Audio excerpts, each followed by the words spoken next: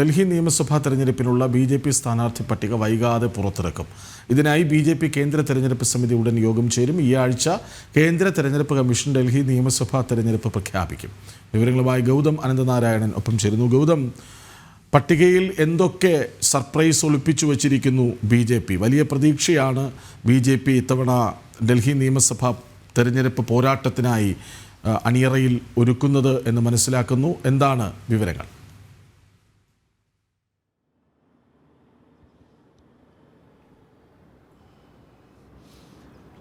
കൃഷ്ണരാജ്, ഡൽഹി നിയമസഭാ തെരഞ്ഞെടുപ്പ് ഒരുപക്ഷെ ഈ മാസം അവസാനമോ അല്ലെങ്കിൽ ഫെബ്രുവരി ആദ്യ ആഴ്ചയിലോ നടക്കാനാണ് സാധ്യത. അതിനാൽ ഇനിയുള്ള ഏത് ദിവസം വേണമെങ്കിലും കേന്ദ്ര തെരഞ്ഞെടുപ്പ് കമ്മീഷൻ രാജ്യ തലസ്ഥാനത്ത് വളരെ നിർണായകമാകുന്ന നിയമസഭാ തെരഞ്ഞെടുപ്പിൻ്റെ തീയതി പ്രഖ്യാപിക്കും. ഒരുപക്ഷെ വരുന്ന 3, 4, 5 ദിവസങ്ങൾക്കകം തന്നെ ആ പ്രഖ്യാപനം തെരഞ്ഞെടുപ്പ് കമ്മീഷന്റെ ഭാഗത്ത് നിന്ന് ഉണ്ടാകുമെന്ന് നമുക്ക് പ്രതീക്ഷിക്കാം. അതിനാൽ മത്സര രംഗത്തുള്ള 2 പ്രധാനപ്പെട്ട രാഷ്ട്രീയ പാർട്ടികളും ഇതിനകം തന്നെ പ്രചരണ പരിപാടികൾ ആരംഭിച്ച് കഴിഞ്ഞിരിക്കുകയാണ്. ഭരണകക്ഷിയായ ആം ആദ്മി പാർട്ടിയെ സംബന്ധിച്ച് അവരുടെ അഭിമാന പോരാട്ടമാണ് ഡൽഹിയിൽ നടക്കുന്നത്. കാരണം അടുത്ത കാലത്ത് അവർ പല സ്ഥലങ്ങളിലും വലിയ പ്രചരണവും പ്രവർത്തനങ്ങളും നടത്തിയിരുന്നുവെങ്കിൽ പോലും കാര്യമായ ചലനങ്ങൾ ഉണ്ടാക്കാൻ സാധിച്ചില്ല. ഗോവയിലാണെങ്കിലും ഹിമാചൽ പ്രദേശിലാണെങ്കിലും ഡൽഹിയിലാണെങ്കിലും ഏറ്റവും ഒടുവിൽ ഹരിയാനയിലാണെങ്കിലും ആം ആദ്മി പാർട്ടി വലിയ പ്രചരണമാണ് ലക്ഷക്കണക്കിന് രൂപ മുടക്കിയുള്ള അല്ലെങ്കിൽ വലിയ കാടലക്കിയുള്ള പ്രചരണം AAP നടത്തിയെങ്കിലും അവർക്ക് ഒരു തരത്തിലുമുള്ള റിസൾട്ട് ഈ സംസ്ഥാനങ്ങളിലൊന്നും രൂപപ്പെടുത്താൻ കഴിഞ്ഞിരുന്നില്ല. അതിനാൽ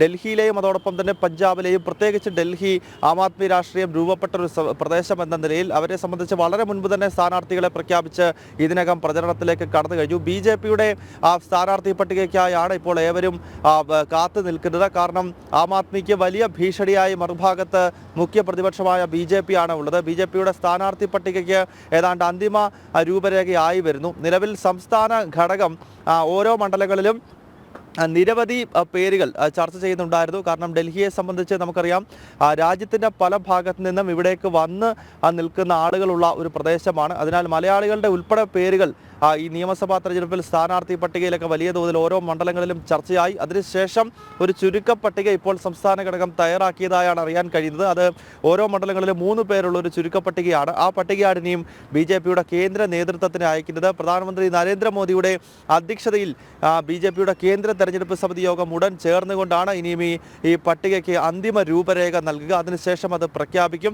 എന്തായാലും വളരെ സർപ്രൈസ് ഉള്ള പല പേരുകളും ഈ പട്ടികയ്ക്കകത്തുണ്ടാകുമെന്ന് തന്നെയാണ് ബി.ജെ.പി. ഡൽഹി ഘടകത്തിലെ പല നേതാക്കളും നൽകുന്ന സൂചന. പ്രത്യേകിച്ച് പല മുൻ എംപിമാരും പ്രധാനപ്പെട്ട പല മുഖങ്ങളും ഒരുപക്ഷെ മീനാക്ഷി ലേഖിയെ പോലെ സ്മൃതി ഇറാനിയെ പോലെയൊക്കെയുള്ള പല നേതാക്കന്മാരുടെയും പേരുകൾ ഈ പട്ടികയിൽ ഉണ്ടാകുമെന്ന് തന്നെയാണ് നിലവിൽ ബി.ജെ.പി. ഘടകം നൽകുന്ന സൂചന. കൃഷ്ണരാജ്. ശരി ഗൗതം, ഡൽഹി നിയമസഭാ തെരഞ്ഞെടുപ്പിലുള്ള ബി.ജെ.പിയുടെ പട്ടിക ഉടൻ പുറത്തിറങ്ങി വിവരങ്ങൾ നൽകുകയായിരുന്നു ഡൽഹിയിൽ നിന്ന് ഗൗതം അനന്തനാരായണൻ.